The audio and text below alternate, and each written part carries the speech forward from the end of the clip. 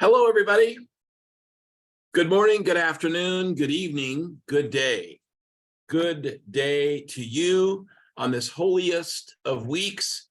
I imagine you'll see this on Holy Wednesday of Holy Week. And I just wanted to say a word of greeting to you, Pastor Doug, with you for St. Andrews and Speedway and Faith Lutheran in Avon, a midweek moment.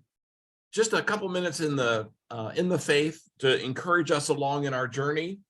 And I just want to say that feeling 100% better, symptom-free, and tested negative for symptom-free for over a week, tested negative, and I'm good to go. Thank you for your outreach, your prayers, and the notes and stuff that I got. But today I want to say a few quick words to you about Easter. What is up with Easter? Easter. It's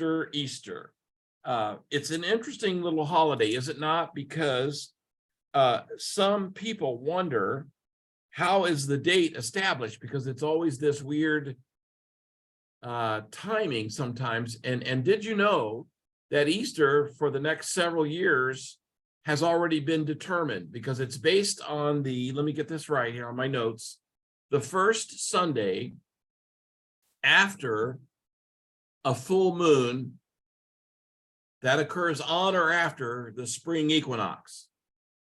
So the first Sunday after the first full moon, on or after the spring equinox, which is sometimes around the first day of spring, March 20th, give or take. Not always is that the case, but depending on when those things happen, the date of Easter gets established. And then 46 days prior to that date, you would have your Ash Wednesday beginning of Lent, because the Sundays don't count. So Easter's date and its selection is rather unique. Has to do with the spring equinox, that day in the church calendar in the Northern Hemisphere, when the day and the night are about even, right? And that's around March 20th for us.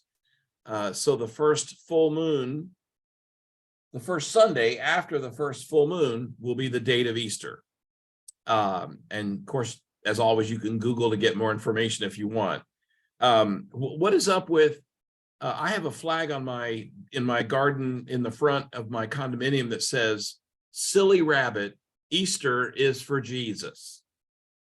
Again, I have a garden flag, "Silly rabbit, Easter is for Jesus." What does the rabbit, the bunny, have anything to do with Easter? and it really doesn't, to be honest. I mean, that's true. We know that. But who's going to eliminate the chocolate bunnies, the candy eggs, and the baskets? Remember that, with the flowing string that would get caught in your carpet, and, you know, the Easter bunny setting on your, having your kids set on the Easter bunny and take a picture. It's just too much, isn't it? So there was back in the day, there was a pagan goddess named Ostra, E-O-S-T-R-E, E-O-S-T-R-E, Ostra, or something close to that. And it was a pagan goddess of fertility, that the pagans, the sort of non-Christians, if you will, would worship this pagan goddess. And the bunny rabbit was her animal symbol, the bunny rabbit. And a goddess of fertility. Rabbits are known for their fertility success, I guess, or however you want to say it.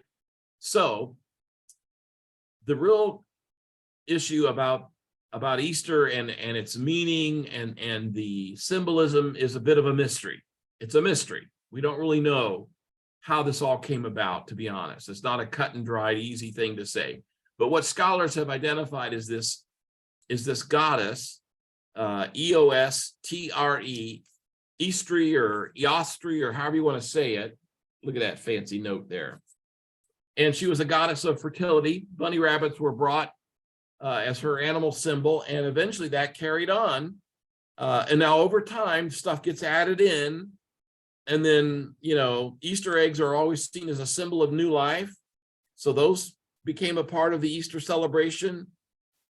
Eastery, as the name of this goddess, is very close to what the name we have for now for Easter today. So they date the eggs and symbolizing those as part of new life back into the 13th century. And then, eventually things just get added on by the culture over time. And I think that's how we get, beautiful dresses and, Easter baskets and all the rest of that. And that's wonderful for me. I don't mind that. I don't have a problem with it. I just don't want to ever let it get in the way of the true meaning, the true reason for the season, if you will. The true reason for the season is Jesus, right? So Easter's kind of weird that way. And I remember as a kid, I'm going to show you something. My dad, I don't know how this started. My dad did this. When my brothers and I were young, my dad would hide all around the house these Easter eggs, and he'd give us these little sheets, and he would have, like, for example, he would draw this egg, and then he would have, like, I'm just throwing this together, obviously, but like that's a chair, and he would draw the egg, and he would give us these cards, and my brothers and I would go searching for the eggs, and he would hide them all around the house. That's my childhood memory of Easter. When my daughter and son were much younger, when they allowed me to take public pictures, I have a shot somewhere of them. Well, here it is, as a matter of fact. Look how good I am. I didn't realize this was so close to me. There's Emily and Joel when, gosh, I don't know, she was in college. This is up at Ball State. So she's 18, 19, and he's 6-7 years behind her. And there they are with the Easter Bunny, so these are things that have developed over time. You probably have or had your own family patterns and habits, and that's all well and good. Take nothing from it. But, we want to obviously remember the reason, for the season. So thinking about Easter, and this is Holy Week, we call it. I think one could argue that essentially the Lenten journey is ending as we go past Palm Sunday now into this Holy Week, maybe officially on Thursday, one could say, but anyway, if you've given something up for Lent and you're dying for it, I think you're safe this week as far as the Lenten journey being concluded. The Thursday, Friday, and then of course Saturday leading into Easter has been called the Triduum.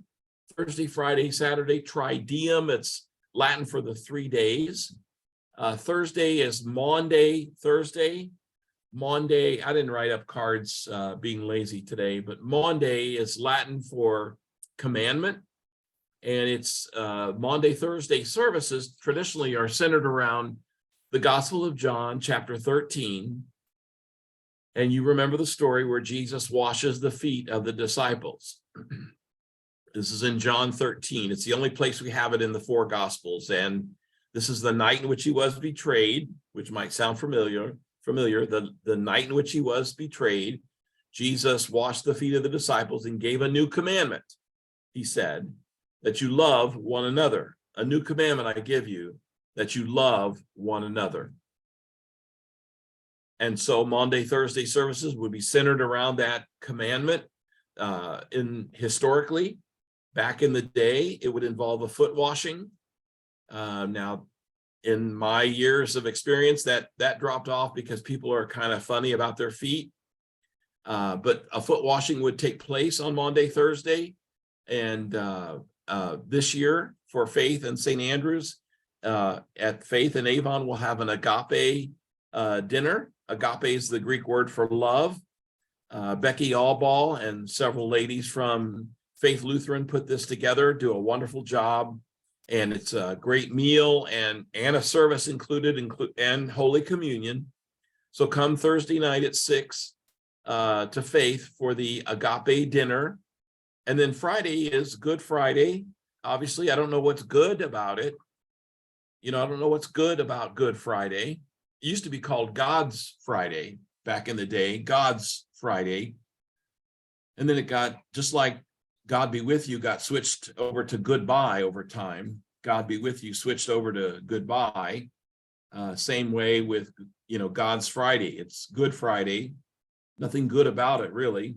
But we have a service at 7 p.m. in the evening at St. Andrews. for Good Friday. It'll be the 7 last words of Jesus. There's a great hymn, really, that's out of our green LBW that we will have printed out for us to sing. And the stanzas of the hymn, Jesus in thy dying woes, Jesus in thy dying woes, the message ties into the 7 last words. So I'll walk us through that on Friday night. No communion. The service ends in darkness and quiet. We leave in silence for Good Friday at 7 o'clock. Many of you from St. Andrews are used to the Saturday night Easter Vigil. Easter Vigil has been held in many churches, may have a service sometimes historically. In my experience, it's very late in the evening on Saturday. You want to be after darkness. So it's like at 8 or 8:30 service. There's a lot of readings that are scheduled for the Easter Vigil. A lot of scripture, a lot of singing. Traditionally, back in the day, the Easter Vigil would take, what I did in Crawfordsville is the palm branches were lit on fire outside, because those ashes are what we use for Ash Wednesday. The ashes of the Palm Sunday branches are to be used the following year for Ash Wednesday. So we would light a fire outside with the palm branches, take that, light a candle from that, a processional candle, and come into the sanctuary with just a little bit of light from that candle. And maybe, the ceiling lights are up a bit, but not all the way. It's still a dark time. It's not Easter morning. It's just a peek, if you will, into Easter.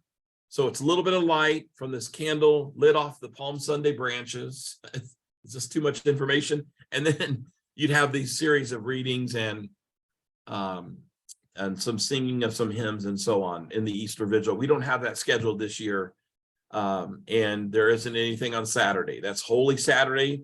That's a time for meditation. That's a time for prayer. That's a time to be still in the midst of the busyness.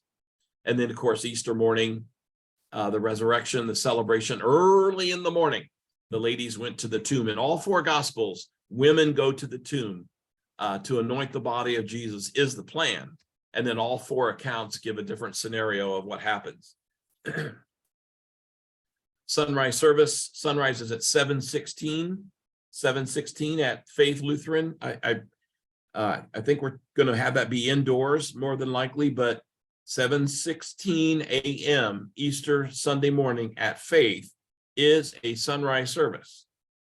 Then they have their 9 o'clock as normal, followed by a fellowship meal. And then over at St. Andrews, the breakfast starts between 9 and 10. It's just going to be, I don't know exactly what's being served, but you can come at any time between 9 and 10. The service is at 11 at St. Andrews. Service is at 11.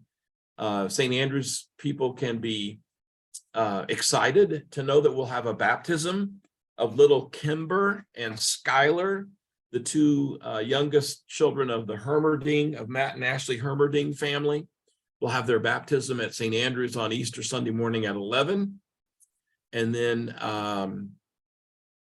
go and enjoy the afternoon and family and so forth. So I just wanted to give a little Easter overview, how the date gets chosen in the first place, a little bit about the symbolism of why we have the bunny rabbits and all of that.